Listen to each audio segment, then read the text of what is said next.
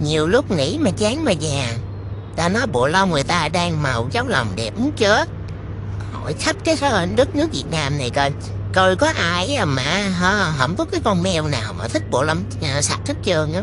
Người ta đang làm mốt cháu lòng mốt chờ. Vậy mà bà già bót đi tắm.